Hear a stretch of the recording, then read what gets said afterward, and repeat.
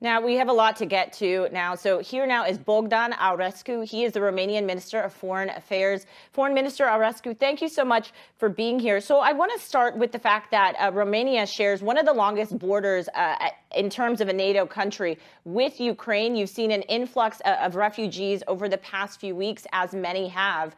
What are you expecting in the next few weeks, just as this conflict continues on? Well, thank you so much for having me. Indeed, Romania has the longest border with Ukraine among the NATO allies. And this border is more than 400 miles in terms of land border.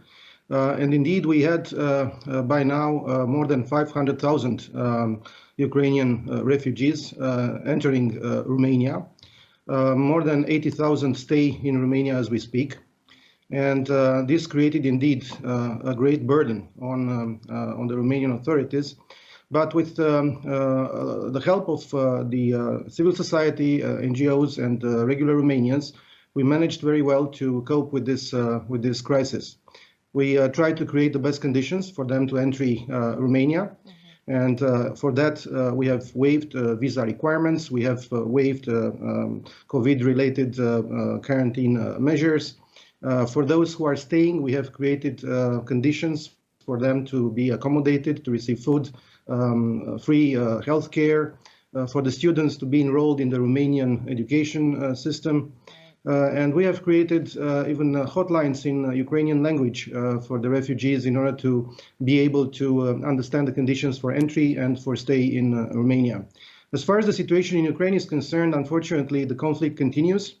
And the military aggression is more and more powerful against Ukraine. Unfortunately, more and more civilians are victims of this aggression.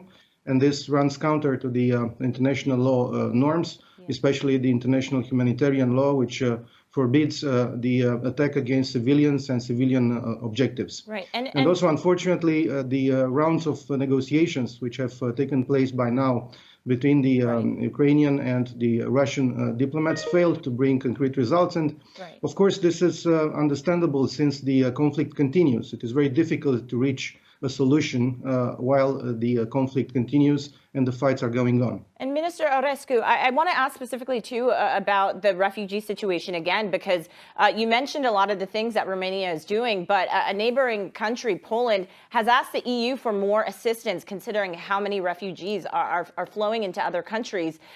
Are you planning to ask for more assistance, and what would that look like? We already have assistance from the European Union. We have Frontex officials who are working side by side with our police officers. And we will be receiving funds from the European Union in order to cope with the burden of taking care of the refugees. For the time being, we were able to deal with this situation in quite good conditions. But the prospect is that a larger number of refugees will be coming. And this is due to the possible spread of the offensive in the territory of Ukraine. And even if the fights will stop, well, the country is destroyed. The supply chains are, well, basically inexistent. So it is expected that a larger number of refugees will come. I've only mentioned the number of Ukrainian citizens who fled into Romania, but there are also third country citizens who entered Romania. More than 30,000 of them were helped by the Romanian authorities to come into Romania and then to leave the country towards their countries of origin. More than 20 missions, diplomatic missions, who were in Kiev, were also helped by us, and their personnel was evacuated in safety through Romania. We have also created here in Romania a hub in the northern part of the country, close to the border with Ukraine, a hub which is collecting international assistance, donations from various countries, and we are transferring them in good conditions in Ukraine. And a lot of countries already used this facility. We are planning to open 2 more such humanitarian logistic centers in order to help the distribution of international humanitarian assistance to Ukraine. And Minister, we have also tried to help in as much as possible the Republic of Moldova, because our neighbor is also facing a very large number of refugees. And we have created green corridors, green lanes from the Republic of Moldova Ukrainian border to the Romanian Republic of Moldova border in order to take directly those refugees who are entering the Republic of Moldova and bringing them directly into the Romanian territory, and thus helping our neighbor to deal better with this crisis. Minister Aurescu, I'm sorry to interrupt you. I just want to make sure we get everything in. You mentioned Moldova, and a few weeks ago, you had actually noted that you wanted to see more NATO troop presence in Romania. Are you concerned at all that Moldova could potentially be on Putin's next target, considering it is not a member of NATO at this point in time and it's an independent state? Are you concerned that the offensive could continue to spread into this country? 2 days ago, the president of Romania, Mr. Klaus Iohannis, together with our prime minister, Mr. Ciucă, and myself, visited the Republic of Moldova, and we have discussed with the president, with the prime minister, with the foreign minister of our neighbor country. And for the time being, there is no such danger of, extending the conflict towards other countries in the region, the conflict in Ukraine to be, spread around. As far as Romania is concerned, as a NATO country, what gives you that confidence, Minister Aurescu? Because many people are concerned. Well, this is the assessment of our Moldovan colleagues. So I think they are the best to make this assessment, taking into account all information they have. Of course, the security situation in the region is very much deteriorated. But as far as we speak now, there is no such danger of spreading the conflict to other countries in the region.